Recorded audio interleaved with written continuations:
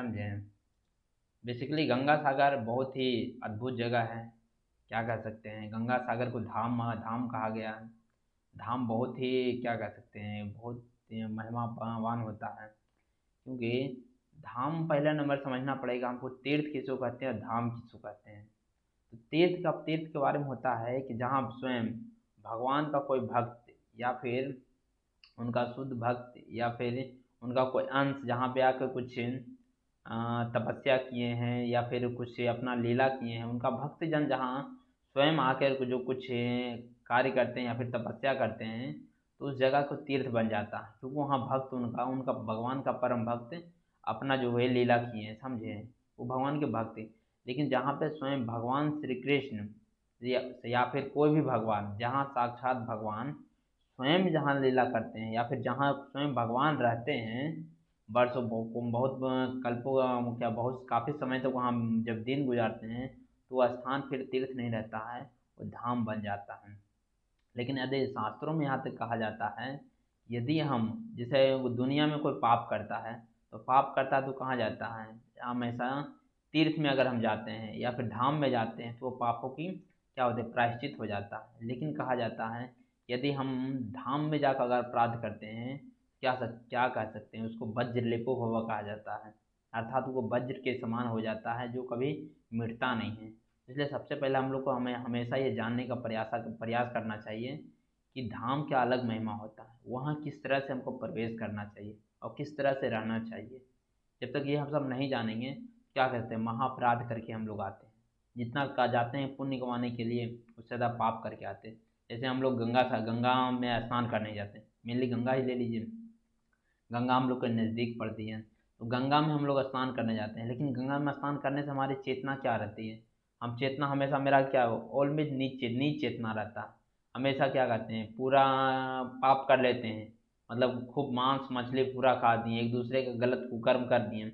अंतिम में होगा कि नहीं, चलो भाई गंगा स्नान कर लेते हैं तो फिर हम सुखी हो जाएंगे, हम पवित्र हो जाएंगे। ये हम लोग का क्या मनस्थिति रखते हैं, समझे। बट ऐसा लेकिन होता नहीं है। आप लोग मतलब क्या है, अब चेतना है कि भाई हम जा रहे हैं और दूसरे को दूषित कर दें। आप बताइए, किसी दूसरे को दूषित करके आप खुद सुखी हो पाइएगा, कैसे आप पवित्र हो पाइएगा। लेकिन हम लोग का बेसिकली सबका इंटेंशन यही होता है, समझे। लेकिन गंगा को क्या कहा जाता है, माँ कहा गया है। और गंगा को हम लोग जितना साधारण से हम लोग समझते हैं, आज हमको इतना आसानी से हम लोग को मिल गई है गंगा, लोग वो लोग धीरे हम लोग को वैल्यू कम कर रहे हैं। वास्तव में गंगा बहुत ही दुर्लभ थी, बहुत ही, मतलब क्या कह सकते हैं, इस जगत में हम लोग कहते हैं उस लायक हम लोग हैं नहीं। मतलब क्या कह सकते हैं, एक अबोध बालक, अबोध मूर्ख व्यक्ति को पारसमणि अगर था हीरा दे दिया जाए या फिर पारसमणि दे दिया जाए, तो पारसमणि उसका वैल्यू उसको पता नहीं चलेगा। उसको पता नहीं चलने के कारण वो उसका गलत यूज करेगा, उसको क्यों, उसका महिमा पता है नहीं है उसको, तो उसका गलत ही यूज करेगा।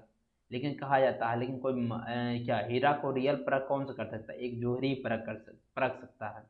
तो जस्ट लाइक हम लोग को भक्ति करके एटलीस्ट हमको इतना प्रयास करना चाहिए कि भगवान के बारे में, भगवत्ता को पहले जाने, समझे। जब तक हम नहीं जानेंगे तब तो क्या कर सकते हैं, अपराध से ज़्यादा कुछ नहीं कर सकते। जस्ट लाइक गंगा का साथ वही हो रहा है। तो कोई जैसे मल मूत्र उसमें विसर्जन कर रहे हैं, गंदे कपड़े धो रहे हैं, या फिर कितना तो होता है ने कि घर में पूजा पाठ करते हैं तो कुछ भी होता है, तो मतलब सबसे सस्ता दिखता है गंगा जी में डाल दो, गंगा जी में बहा दो, मतलब हम पवित्र हो जाएं, बाकी दूसरा दुखी हो जाए।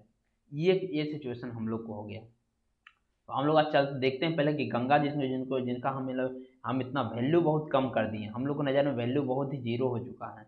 अपना मतलब हमको, हम लोग ऐसा मानव प्रवृत्ति ऐसा हो चुका है नहीं कि अपना सुख के लिए दूसरे की चिंता नहीं करते हैं। एन केन प्रकार खुश होना चाहते हैं, अपनी खुशी बस। चाहे दूसरा व्यक्ति को कुछ भी हो, उससे हमको कोई मतलब नहीं है। चाहे दूसरा व्यक्ति कितना लॉस में हो, उससे हमको कोई लेना देना ही नहीं। अल्टीमेट हम खुशी होना चाहिए, ये हम लोग का कैटेगराइज अर्थात सिचुएशन हो चुका है। तो जैसे देखिए, वर्णन आता है शास्त्रों में कि जब हम क्या माँ गंगा के बारे में, माँ गंगा एक्चुअली है भगवान के चरणों से निकली हुई जल है, यह कारण सागर का जल है। एक्चुअली इसका प्रारंभ हम उस समय से हुआ था जब यहाँ, जब एक समय की बात है, जब इंद्र का राज छीन लिया गया था। असुर असुर असुर अर्थात असुर लोग चढ़ाई करके, बलि महाराज चढ़ाई करके वो लोग ये उसका देवराज इंद्र के राज सिंहासन को क्या कहते हैं हड़प लिए थे या फिर छीन लिए थे। तो उनकी माता अदिति बहुत ही शोक में थी। क्यों शोक में थी? क्योंकि जीवन में जब भी कोई व्यक्ति को दुख होता है तो कहते हैं नहीं कि भाई सबसे ज़्यादा दुख उसकी माँ को होता है, उससे ज़्यादा कि दुख किसी को नहीं होता। तो जब ऐसा ऐसा हुआ कि जब देवराज इंद्र के राज सिंहासन को चले जाने के कारण जो दिति अर्थात 33 करोड़ देवी देवता की पत्नी माँ जो है दिति थी, और इनके पिता जो है कश्यप मुनि थे।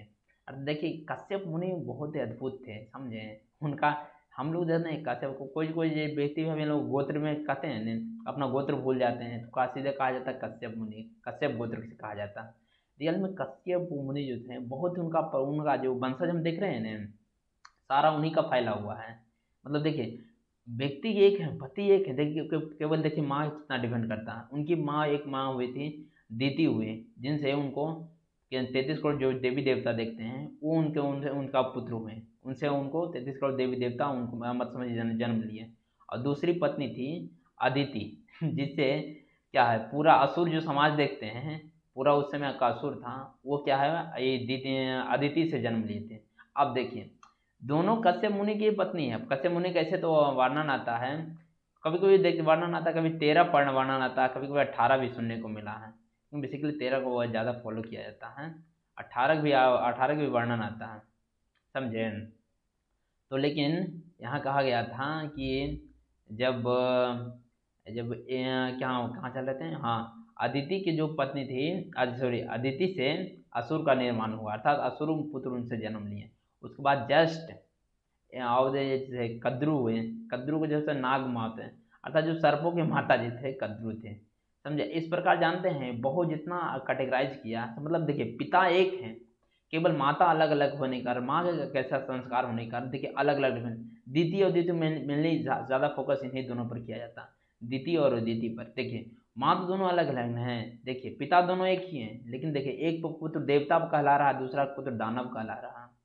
तो जस्ट लगे देखिए, तो उस समय जब असुर लोग जब असुर अर्थात दानव लोग जब सिंहासन पर चढ़ाई करके देवराज इंद्र का सिंहासन जब ले लिए थे, तो उस समय दीति आई अपने पति के पास अर्थात कश्यप मुनि के पास कि मेरा पुत्र को राज सिंहासन दिलाइए। उन असुर लोग ने राज सिंहासन ले लिए। अब तनिक यहाँ सोचने वाली बात है, क्या है इंद्र भी क्या थे, कश्यप मुनि के बेटे थे। इधर असुर लोग में असुरों के महाराज थे बलि महाराज, तो बलि महाराज भी किसके बेटे थे, कश्यप मुनि के ही बेटे थे ना। दूसरी पत्नी अदिति के पुत्र थे। अब बताइए अब एक पत्नी कह रही है कि नहीं हमको असुरों से राज जो है छीन कर मेरे पुत्र को प्रदान करिए। तो सोचिए कितना मतलब से क्या कह सकते हैं, मतलब कैसा परिस्थिति आ गया होगा कश्यप मुनि के पास। मतलब कि एक को हरा के किसको हरा सकते हैं, दोनों तो उनके बेटे हैं नहीं, किसको कहा जाए कि भाई तुम हट के तुमसे छीन के दूसरे को दे दें, ये कैसे हम कर सोच सकते हैं। लेकिन देखिए उनके साथ ऐसा सिचुएशन आया था।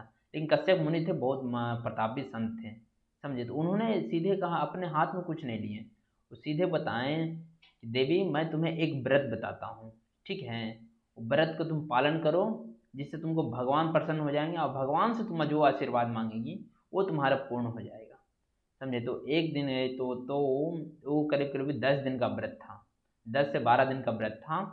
तो उसे पयोव्रत कहते हैं। पयोव्रत कहने का तात्पर्य होता है उसमें उस दिन अर्थात 10 से 12 दिन का किया जाता है।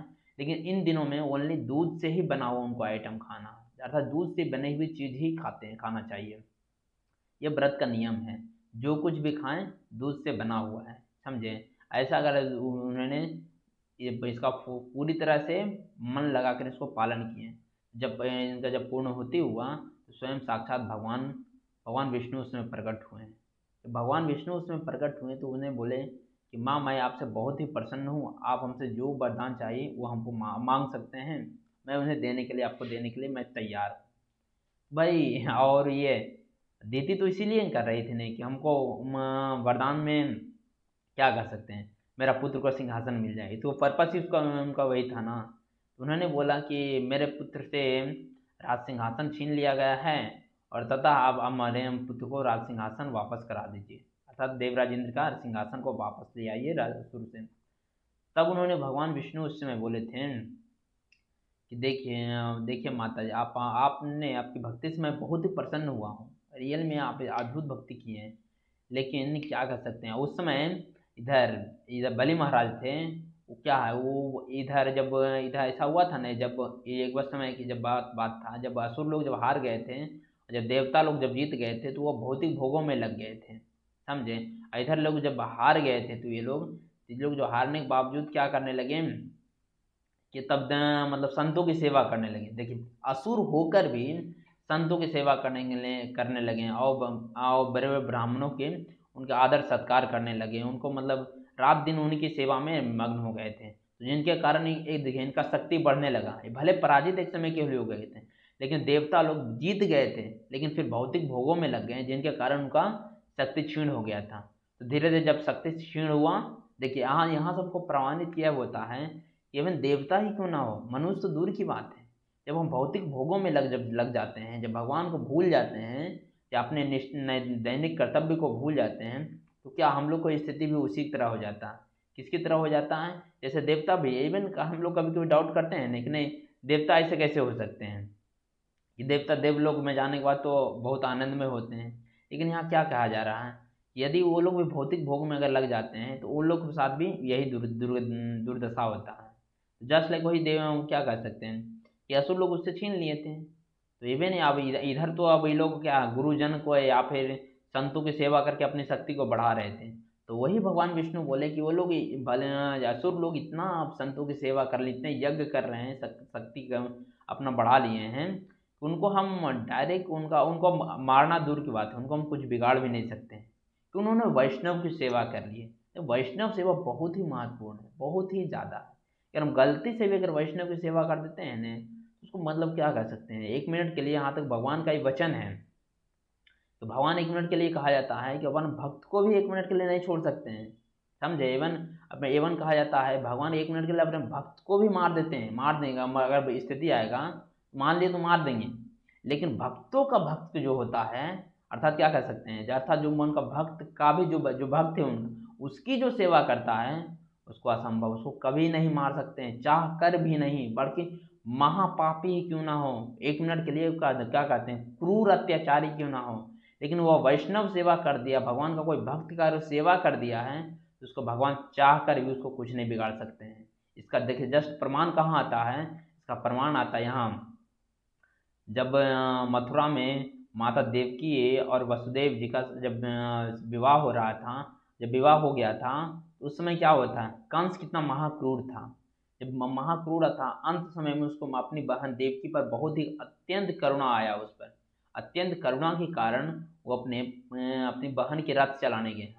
अब जब जैसी रथ चलाने लगे, देवलोक में कोलाहल मच गया, हलचल पूरा मच गया कि ये क्या करने जा रहा है। अर्थात ये जिस दिन अगर देवती और वसुदेव का अगर रथ ही दोनों चला लेगा, कंस अगर चला देगा, तो भगवान का अवतार तो क्या कहते हैं, निसफल हो जाएगा। निसफल कहने का तात्पर्य क्या हो रहा है कि भगवान एक मिनट के लिए, भगवान का वरदान है कि भाई एक मिनट के लिए अपने भक्तों को हम अति कर सकते हैं, लेकिन क्या सकते हैं, भक्तों की जो सेवा करता है उसको चाह कर भी मार नहीं सकते हैं। तो कंस इतना महाक्रूर है, अगर ये अगर क्या है, वसुदेव और देवकी जो परम भक्त हैं, अगर ये दोनों की अगर सेवा कर दे, रथ चला देंगे, तो भगवान को अवतार लेना विफल हो जाएगा, फिर अवतार लेने का प्रयोजन ही खत्म हो जाएगा, समझे। तो उसने इसलिए अचानक वहाँ पे भविष्यवाणी किया गया था। क्या भविष्यवाणी किया गया था कि देवकी का 8वां गर्भ तुम्हारा हत्या, तुम्हारा अर्थात तुम्हारा मारणहार होगा, अर्थात तुम्हारा वध कर देगा, समझे। ये डर से तुरंत एक मिनट एक पग भी अगर चला देता ना उस समय कंस, तो रियल में कंस को फिर कोई अजय हो जाता, उसको कोई मार नहीं सकता था, समझे। तो जस्ट लाइक वही है। देखिए हम यहाँ तो विशेषता यहाँ जब देखते हैं, हम अपने शास्त्रों में देखते हैं ना, बहुत एग्जाम्पल आता है कि जब तक सब सेफ है, देखिए एक बहुत महा से महा जो कहते हैं क्रूर पापी अत्याचारी भी सब सेफ था, लेकिन किसके बदौलत, भक्त के बदौलत।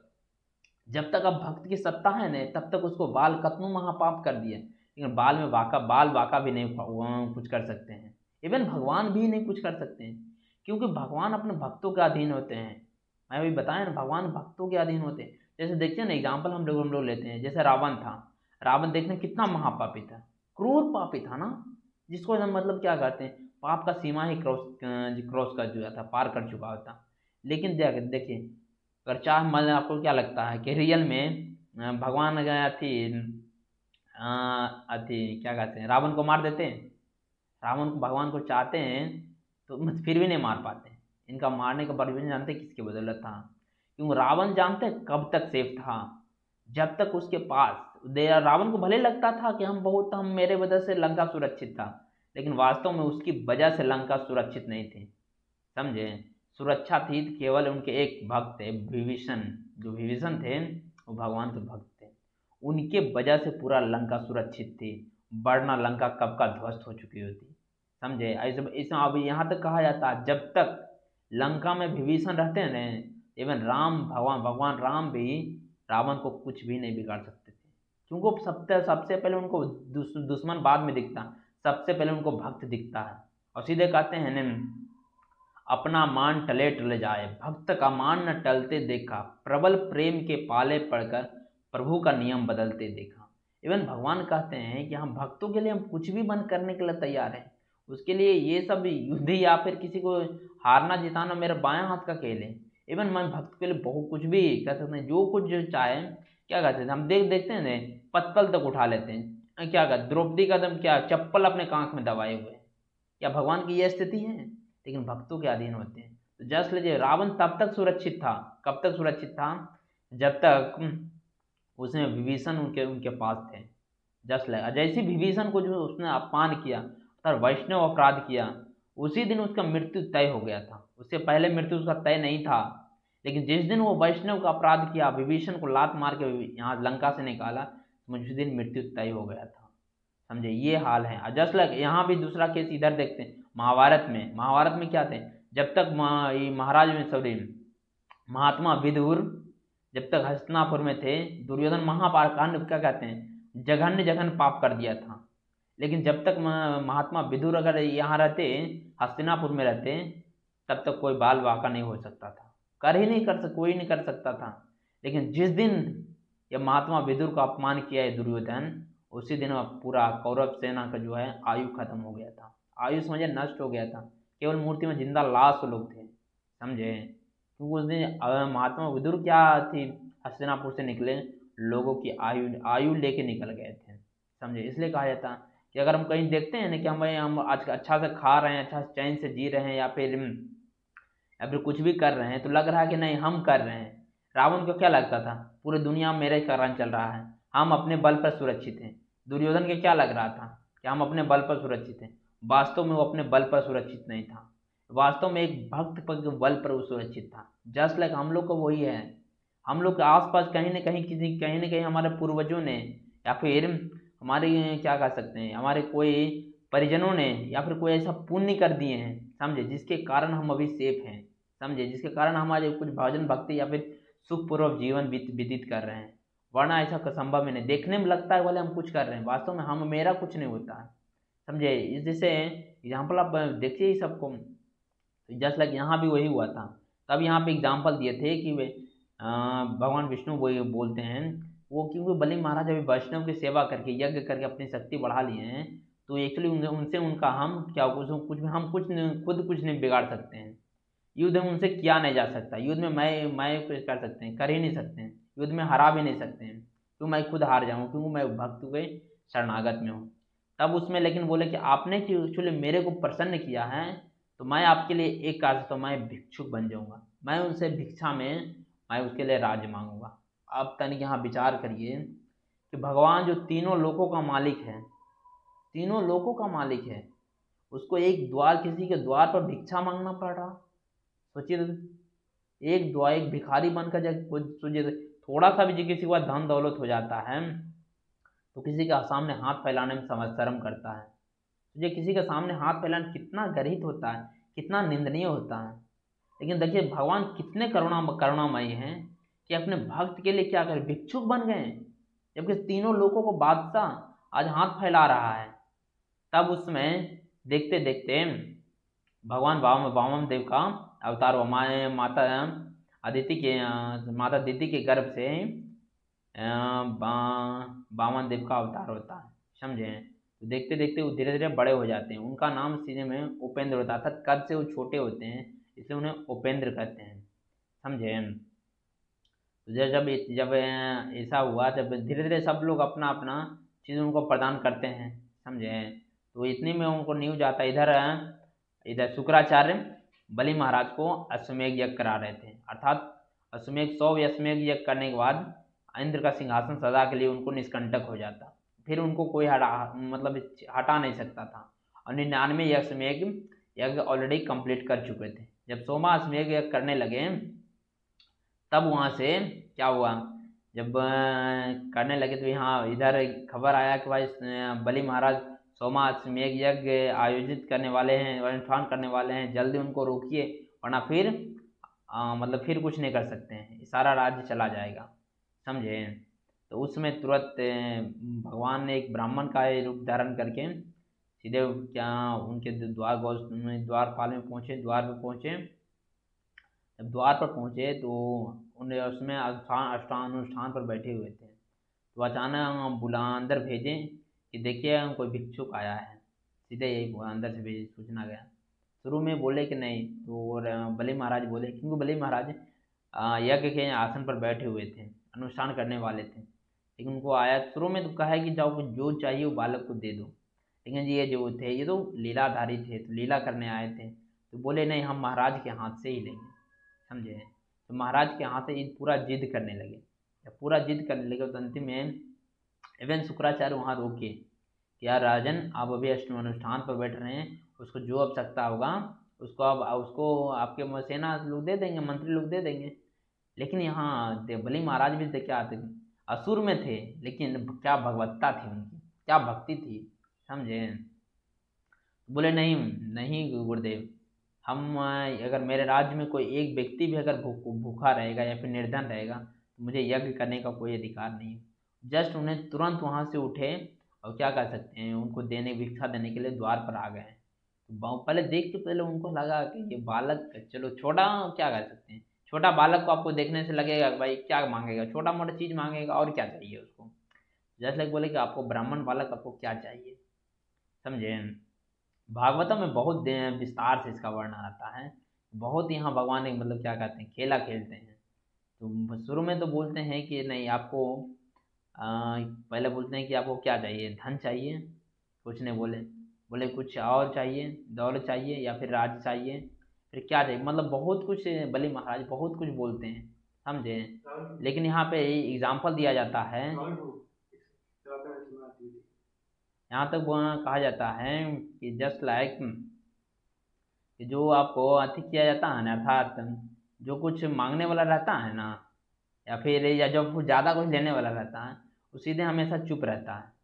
चुप रहने का तात्पर्य क्या समझ रहे हैं कि कुछ बोलता नहीं है, समझे। जस्ट लाइक यहाँ भी वही का नाटक कर रहे थे, क्या बामन देव वही नाटक कर रहे थे, वो कुछ नहीं बोल रहे थे। तो अंतिम में मौका देते हैं कि आपको लड़की चाहिए, आप शादी करना चाहते हैं, इस पर भी भामादेव चुप रहे थे। तो अंतिम में बोले कि नहीं राजन, हमको अपने पैर से 3 पग भूमि चाहिए। ये सुन के शुरू में तो बलि महाराज पूरा ठहाका मार के हंसने लगे कि आप क्या मांग रहे हैं, आपको मतलब पहले तो मांग रहे थे तो कुछ मांगे नहीं रहे थे, मांगे भी तो आपको मात्र 3 पग भूमि चाहिए, 3 पग भूमि में आपको क्या होगा, समझे। लेकिन यहाँ पे कहा जाता है ना, तो भगवान बोले कि नहीं, हम संतोषी ब्राह्मण हैं, हमको 3 पग भूमि ही दीजिए अपने पैर से। इस पर भी बोले बलि महाराज के, बोलिए मेरे पास हट्ठे कट्ठे हैं, असुर हैं, असुर थोड़ा पहले लंबा तगड़ा होते थे, बोले आपको अपने असुर से लंबा लंबा पैर से हम दिलवा देते हैं 3 पग, ताकि कुछ काम कर पाए, आपका पैर तो छोटा है, उसे कुछ भी नहीं कर पाइएगा, समझे। तो बोले नहीं राजन, मैं अपना ही पैर से लूँगा। तो ये बोले कि ठीक है आप ले लीजिए। बोले नहीं राजन, पहले संकल्प करो, हो सकता तुम मुकर जाओगे तो। यहाँ तो बलि महाराज क्या कहते हैं, ओवर कॉन्फिडेंस में थे क्या, कि बच्चा है, बच्चा 3 पग भूमि देखने में क्या, आप लोग अगर कोई बच्चा मांगेगा कि हमको कुछ दे दीजिए, तो आप लोग क्या कहिएगा, लो भाई इतना लेना है लो लो, खुद से ले लो, क्या दिक्कत है उसमें, आप थोड़ी क्यों सोचिएगा उतना। जैसे लोग उतना नहीं सोच रहे थे। इवन जब वो संकल्प करने लगे तो उसमें शुक्राचार्य आ गए। शुक्राचार्य आए तो शुक्राचार्य को उनको पता चल गया कि ये उस वक्त स्वयं भगवान है, समझे। जब पता चला तो उन्होंने महाराज बलि महाराज को रोकने का प्रयास किए कि राजन, ये भगवान का, ये भगवान विष्णु का एक अंशावतार है, तुम ये गलती मत करो, ये तुम्हारा राज्य सारा हड़पने के लिए आए हो, तुम ये काम मत करो, दानवाती संकल्प मत करो, समझे। तब देखिए बलि महाराज की क्या भगवत्ता थी, क्या अपने धर्म को किस तरह से उन्होंने निभाया। जब देने की बारी आई तो सीधे बोले कि गुरुदेव, अगर मान लीजिए ये भगवान ही हैं तो हमसे बड़ा भाग्यशाली कौन व्यक्ति होगा जिसके द्वार पर स्वयं भगवान को भिक्षा मांगने के लिए आना पड़ा। सोच लीजिए, इससे बड़ा कोई भाग्यशाली होगा? हमसे बड़ा कोई भाग्यशाली नहीं है इस धरा पर। इसलिए उन्होंने देने के उनका बात, गुरुदेव को बात नहीं मानी। तो अंतिम में क्या किए उन्होंने, उनको अर्थात देखिए गुरु अर्थात शुक्राचार्य अपने शिष्य अर्थात बलि महाराज को त्याग कर चले गए, समझे। जब चले गए तो फिर भी इनको इनको कोई शोक नहीं हुआ, क्योंकि ये बोले कि हम अपना अब धर्म का पालन कर रहे थे।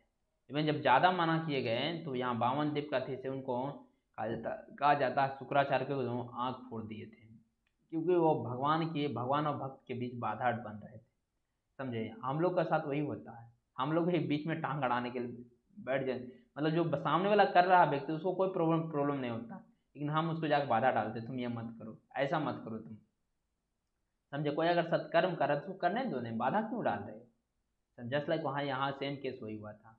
तो जब दान दिए संकल्प कर लिए तब वहाँ तब भगवान अपना क्या कह सकते हैं ना अपना बढ़ाएं, बढ़ाते बढ़ाते पहला नंबर तो जो कहते हैं धरती के जो 7 लोग नीचे हैं, पहले अतल वितल तलातल महातल रसातल, पूरा जो 7 तल नीचे हम उसको नाप दिए।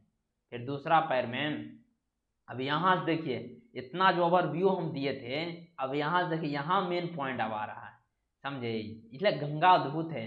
यहाँ से जब दूसरा पैर जब ऊपर ले गए, जो क्या कह सकते हैं स्वर्ग लोक जो है, ब्रह्म लोक है, सत्य लोक है, इससे जब पार करके जब कारण सागर में जब गया, समझे। जब कारण सागर में जब उनका उनका अंगूठा जो था, अंगूठा से वो जल जो है कारण सागर का स्पर्श कर गया, अर्थात लेयर बना हुआ रहता है। जब ब्रह्मांड यूनिवर्स होता है उसमें लेयर बना होता है, समझे। तो यूनिवर्स को जब क्या कर सकते हैं जब गया वहाँ, तो उसी के कारण छेद हो गया उसमें, अर्थात वो लेयर को क्रॉस कर गए थे उनका अंगूठा का मेन अंगूठा जो होता उनसे, जिसके कारण वो जो जल होता है अर्थात भगवान के चरण जो स्पर्श किया, उससे फिर वो जो कारण सागर का जल नीचे आने लगा। जब जो जल नीचे आ रहा था तो ब्रह्मदेव ने उसे अपने कमंडल में धारण कर लिए थे। वो कारण सागर को कोई और जल नहीं, वो स्वयं माँ गंगा है, समझे।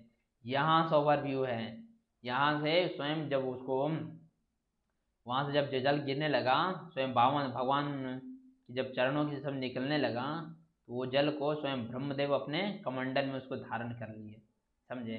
और जब उसमें फिर आगे वर्णन आता है, जब वो फिर तीसरा पग, दो पग में तो ऊपर नीचे पूरा नाप लिए, समझे। तो तीसरा पग मांगने के लिए कि बोले कि अब तीसरा पग हम रखे कहाँ, कोई जगह हमको दो, समझे। तो जगह देने के लिए सीधे बोले कि हम जगह क्या दे सकते हैं। तो सुमा यहाँ देवेन आता है कि लास्ट में उनको उपाय सोचता है कि क्या करना चाहिए, लेकिन शुरू में समझ लेते उनको पास में बांध लिए। क्यों पास में बांध लिए, कैसे? तो बोले कि भाई तो इधर हम पूरा तुम्हारा सारा पृथ्वी मेरा हो चुका है, अतल वितल तला तो सारा मैं नाप लिया हूँ, ऊपर से दूसरा पैर से ऊपर का लोग नाप लिया हूँ, तो तीसरा पैर मैं कहाँ रखूँ। इसका मतलब तुम अपना दान देने में चूक गए हो। तुम 3 पग बोले थे, 3 पग का हमको स्वयं स्वयं संकल्प लिया था, लेकिन 2 ही पग तुम हमको प्रदान कर रहे हो। तब क्या कर सकते हैं, जब भगवान अपने भक्तों को बुद्धि देते हैं, हर परीक्षा भले लेते हैं, समझे। जब भगवान अपने भक्तों को परीक्षा बहुत लेते हैं, लेकिन उसको कभी हारने नहीं देते हैं, समझे। इवन तब यहाँ पे आता है, जब ऐसा बोलने लगे तब बलि महाराज को एक उपाय सूझा। तब उन्होंने क्वेश्चन उनसे पूछे कि भगवान पहले दान बड़ा है कि दानी बड़ा है, बताइए। अर्थात दान जो होता है, दान से बड़ा दानी होता है, तब तो उसको दान नहीं कर रहा है। तब बोले हाँ बात तो सही है। तब बोले अर्थात मैं अभी अकेले बचा हुआ हूँ, मैं उससे बड़ा हूँ, अब तीसरा पग आप मेरे मस्तक पर रख लीजिए। वास्तव में ये सब जो लीला देख रहे थे ये लोग, वास्तव में आपको क्या लग रहा है कि इनको सच में लूटने आए थे, बलि महाराज को कंगाल करने आए थे, इतना क्यों अति कर दिए? नहीं नहीं नहीं नहीं, भगवान रियल में बलि महाराज पर रियल साक्षात कृपा करने आए। इसका हम कैसे कब कब हम और भी देखते हैं, जैसे ही उनका मस्तक पर जो संकल्प लेते हैं तब स्पर्श भी नहीं करता है, स्वयं चतुर्भुज भगवान विष्णु के स्वरूप में वहाँ धारण कर लेते हैं। जब वहाँ चतुर्भुज विष्णु का स्वरूप जब धारण वो करते हैं, तब उसमें आके अपना सारा वो वृत्तांत बताते हैं, समझे? सारा वृत्तांत बताते हैं तो क्या वरदान मांगने के लिए बहुत आते हैं। तो ये लिख के मैं कभी आओ मैं डिटेल से मैं ले चलूँगा, समझे? अभी फिलहाल में हम लोग इधर गंगा पे थोड़ा सा चल लेते हैं, थोड़ा बहुत, समझे? कि यहाँ जब एक कमंडल में अर्थात अभी से यहाँ से पता चल गया कि हम ये जो है गंगा जो है कहाँ आ गई है, भगवान के चरणों में आ गई है, अर्थात क्या कह सकते हैं ब्रह्मा जी तक ये गंगा पहुँच गई है। इधर जब होता है, इधर तो जब गंगा सागर के जब महिमा बताए थे, राजा सागर के इधर इधर जब वंशज का जब वर्णन हम लोग किए थे, तो किस तरह उनके 60,000 पुत्र जो होते हैं उनको यज्ञ करने के लिए, यज्ञ का घोड़ा खोजने के लिए जाते हैं। तो जब उनको घोड़ा खोदते खोदते बाद में अनेक क्या कहते हैं क्या धरती को खोदना पड़ जाता है, जिसके कारण अनेक क्या कहते हैं समुद्र का निर्माण हो जाता है, समझे? तो इसके इसी के फलस्वरूप जब वो अंतिम में एक स्थान बचता है, ये जो उसमें उसमें ऐसा वर्णन नहीं आता, पता नहीं, हम खोजने का प्रयास करेंगे उसमें इसका नाम क्या क्या था। तो अभी ना हो सकता गंगा सागर मिला तो गंगा उसमें मिली तब उसको गंगा सागर कहा जाता। बट एक्चुअली उस समय नाम क्या था शायद मेरे को अभी मिला नहीं है, मैं खोजने का प्रयास करूँगा, समझे? तो उस समय जब देखे आए यहाँ इधर, तो पाताल लोक तक आए इधर देखे, तो कपिल मुनि का आश्रम में जो अभी गंगा सागर कहलाता है वहाँ पे घोड़ा बना हुआ था। तो घोड़ा बना हुआ का देख के उनको लगा, कपिल मुनि जब कुछ भी पता नहीं था, आप लोग को बताया था कि ये घोड़ा क्यों नहीं, देवराज इंद्र ने अपने क्या था अपना राज सिंहासन बचाने के लिए बांधा था, समझे? लेकिन जब वो अति क्या कह सकते हैं ये सब दृश्य देख के तो वो लोग क्या अपना बुद्धि दिमाग लगाएं कि नहीं हो सकता है ये सब अपना खुद किए हैं, ये खुद बांध दिए हैं, अर्थात कपिल मुनि स्वयं घोड़ा चोरी किए हैं। ये लोग सीधे दिमाग अपना ये सब लगा दिए, समझे? जब ये सब लगा लिए उससे क्या हुआ कि उन लोग अपराध के समझे देखे, यहाँ पे भी अपराध आ गया, वहाँ भी अपराध करती हैं। तो वे भगवान जी कपिल मुनि को उतना अधिक कुछ नहीं करना लगा, जैसे ही वो आँख खोले उनका कोप से ही, जैसे उनको जब तपस्या में विघ्न डाले न, जैसे अपराध किए तो उनका अपना उनका कोप से ही 60,000 जो पुत्र थे जलकर भस्म उसी समय हो गए थे, उसी समय एक क्षण में भस्म हो गए थे। अब चले थे घोड़ा खोजने के लिए, यज्ञ सफल करने के लिए, यहाँ पे तो ये सारे भस्म हो चुके थे, समझे?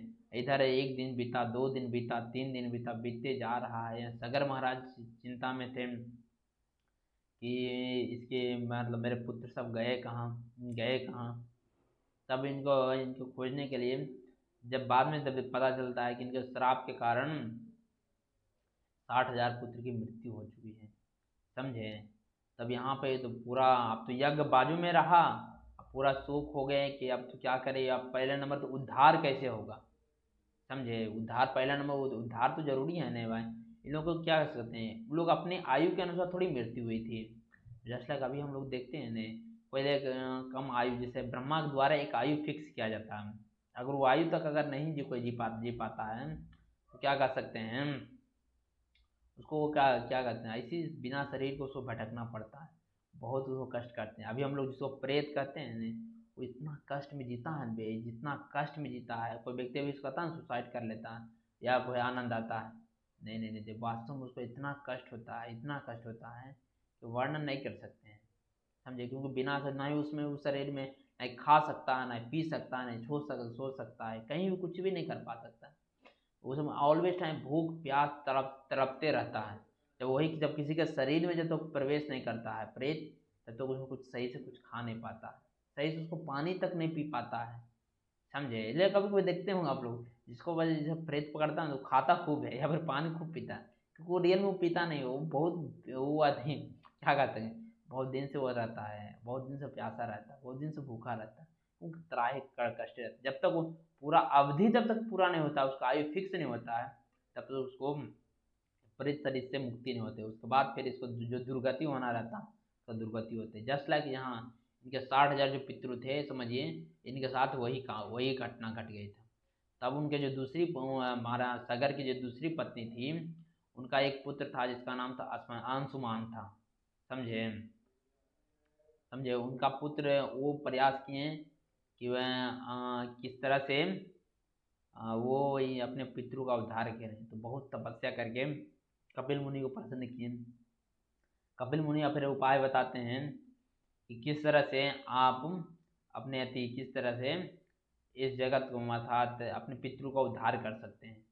समझे जब ये अभी तो उपाय बता दिए कि जब तक इनका अस्थि जो है अस्थाई अस्थि तो बचा है ना, जल के खाक हो गया अर्थात राख बचा, तो कहा गया है जब तक इनका अगर इनका अस्थि को जब गंगा में डाला जाएगा तो इनका सारे पितरों का आपका उद्धार हो जाएगा। समझे अंशुमान को बोले। समझे अंशुमान के पुत्र फिर हुए जब तो बहुत प्रयास किए, लेकिन फिर अब कोशिश हुआ कि अब गंगा को लाया जाए। समझे तो गंगा उसमें मैं बताया ना, अभी गंगा कहाँ थी, अभी ब्रह्मलोक में भी पड़ी हुई है। तो उनका पुत्र हुए अंशुमान के पुत्र हुए असमंजस भी प्रयास किए। समझे तो वो भी गंगा को भी धरती पर ना ले सके। फिर इनके पुत्र फिर हुए दिलीप। समझे वो भी अथक प्रयास किए, लेकिन वो भी क्या कहते हैं माँ गंगा को इस धरती पर लाने में असफल रहे, बहुत प्रयास किए थे। उसके बाद उनके पुत्र दिलीप के पुत्र जो है महाराज भगीरथ अर्थात महात्मा कह सकते हैं, महात्मा कहिए या फिर जो कहिए भगीरथ हुए। समझे उन्होंने बहुत माँ गंगा की घोर तपस्या की, अद्भुत तपस्या की, जिसको मतलब कल्पना नहीं कर सकते हैं। वो तपस्या करके भगवान शिव को प्रकट कर लिए, सॉरी माँ गंगा को प्रकट कर लिए, प्रसन्न कर लिए। समझे माँ गंगा जब प्रसन्न हुई, तब वो बोली कि ठीक है मैं यहाँ तो आ जाऊँगा, अर्थात कहाँ आ जाऊँगा, मैं धरती पर आने के लिए तैयार हूँ। समझे लेकिन हमको उसमें 2 वरदान चाहिए, अर्थात 2 वचन दो हमको। समझे तो वो यहाँ भगीरथ मुनि कहते हैं कि बताइए आपको कौन क्या चाहिए, बताइए कौन सा वचन चाहिए, बोलिए। बोले पहला हमको ये चाहिए कि अब मैं जो ये ब्रह्मलोक से यहाँ से अगर निकलूँगी तो मेरा जो आने से नीचे है, मैं धराधाम पर जब आऊँगी तो मेरा वेग इतना रहेगा, अगर बीच में हमको अगर रोका नहीं जाएगा तो क्या सकते हैं मेरा वेग से पूरा धरती फट जाएगा। फट जाने का डर है, मैं सीधे पाताल में समा जाऊँगा धरती को चीरते हुए। तो बीच में अगर कोई मेरा वेग को नहीं रोकेगा तो मैं सीधे वहाँ पाताल में समा जाऊँगी। समझे लेकिन दूसरा क्या था, बोले ठीक है अगर इसका यह अरेंजमेंट किया जाएगा। समझे दूसरा बोले कि आप तो हमको ले जाइएगा धरती पर अनेक लोग से अनेक जगह से पाप उप करके आएंगे, पाप करके आएंगे, मेरा हम सारा पाप डाल देंगे, खुद तो निष्पाप हो जाएंगे और सारा पाप हमें डालकर हम पापी महापापी बन जाएंगे, तो मेरा उद्धार कैसे होगा। ये दूसरा वरदान मांगे। समझे तो उसमें वह भगीरथ महाराज कहते हैं, महात्मा भगीरथ कहते हैं कि देखिए माते, जिसमें दुनिया वाले लोग आप में आकर पाप डालेंगे या फिर अपना पाप को उद्धारण करना चाहेंगे, अपने खुद का उद्धार करना चाहेंगे, तो उसी समय भले वो मानते हैं कि दुनिया वाले लोग पाप करके अपना सारा पाप अब में डाल देंगे, लेकिन उसी समय आपके राम कृष्ण के भक्त भी वहाँ आएंगे। जब राम कृष्ण के जब भक्त वहाँ आएंगे, क्या होते हैं अपने सारे जो वो अपने आप में पाप नहीं डालेंगे, आपका अपितु उनको जब वो स्नान आप में करेंगे, राम कृष्ण के भक्त जो भगवान के भक्ति जो करते हैं, वो अगर स्नान करने आते हैं तो आपका सारा पाप वो लेते हैं। अगर वो जब स्नान करेंगे तो आप निष्पाप हो जाओगे। समझे तो ये तनिक सोचिए, एक नाम जापक अर्थात भगवान की भक्ति करने की कितना महिमा है। अगर कोई भक्ति करने लग जाता है तो कितना दे सोचिए। इवन गंगा दुनिया वाला लोग व्यक्ति कहाँ जाता है, गंगा में जाता है पवित्र होने के लिए ना। इसमें क्या करता है, पापिन करता है कि अपना पाप उसमें डाल देता है, अर्थात दूसरे व्यक्ति को पापी बना के खुद पाप बनना चाहता है। लेकिन देखिए भक्त को क्या क्या महिमा हो जाता है, जो भगवान का नाम लेता है उसका कितना शक्तिशाली होता है। इवन गंगा को पवित्र करने की शक्ति एक नाम जापक में होता है। समझे तो देखिए हम लोग को कितना अपॉर्चुनिटी मिला है, भगवान को कितना अद्भुत नाम मिला है, इसको अगर हम ग्रहण करते हैं ये कितना हम लोग को क्या क्रांतिकारी हो सकता है, समझे। जस्ट लाइक जब ये दोनों वचन दिए तब बोले कि अब इसके लिए, अब तो एक वरदान तो था, वचन दिया गया था कि भाई इनका वेग को मिडिल में रोका जाए, क्योंकि जब तक इनको रोका नहीं जाएगा ये क्या कर सकते हैं, ये डायरेक्ट पूरा सीधे पाताल पाताल अर्थात ये पूरा धरती में समा जाती, समझे। तो इसके लिए उन्होंने फिर सबसे उचित व्यक्ति कौन सा हो सकते हैं इनको रोकने के लिए, शिव जी हो सकते हैं, उनसे बेटर तो क्या कर सकते हैं, उनसे अच्छा तो कोई हो नहीं सकता है, समझे। तो फिर शिव जी की तपस्या करने लगे भगीरथ जी महाराज। तब जब शिव जी को घोर तपस्या किए तो शिव जी प्रसन्न हुए, बोले कि हमसे बोलो, मैं तुम्हें प्रसन्न हूँ, तुम्हें क्या चाहिए। तो उस समय महाराज भगीरथ बोलते हैं कि महाराज माँ गंगा मेरे सब पितरों का अपना बड़ा दुखड़ा सुनाते हैं कि मेरा पितरु ऐसे ही है, इस परिस्थिति में है, तो माँ गंगा धराधाम पाना चाहती है, तो आप उनको कहीं पे स्थान दे दीजिए, रोकना चाह रहे हैं उनको। अगर डायरेक्ट इस धरती पर अगर माँ गंगा प्रवेश करेंगे तो क्या कर सकते हैं, पूरा धरती फट जाएगी, समझे। तब उसमें भगवान ने वासिवी ने पूछे कि वो जो भगवान के चरणों से निकला हुआ जल है वही है गंगा। बोले हाँ हाँ हाँ वही गंगा है। अब तो महाराज शिव जी तो इतना अद्भुत, तुम क्या कर सकते हैं, एकदम थोड़ा उदंड नृत्य करने लगे, ओ ते भगवान के चरणों का जल, मैं उसको कहीं और स्थान क्यों दूंगा, उसको मैं अपने माथे पर स्थान दूंगा। जबकि इवन ना जब भगीरथ महाराज जब आए थे तो ये सोच के नहीं आए थे कि उनको कहे थे आप कहीं से कहीं पे रोक लीजिए, बस ये बोले थे। लेकिन जब भगवान जब शिव शिव देखें कि मैंने हमारा जो स्वामी है उनका चरणों का जल है, उनको मैं अब सबसे पहले अपने शीश पर स्थान दूंगा, समझे। ये कहकर बोले कि जाओ गंगा को आने के लिए बोल दो, मैं तैयार हूँ, समझे। इनको तैयार होने दीजिए महादेव जी को, समझे। अब कल किस तरह माँ गंगा कैलाश में प्रवेश करती है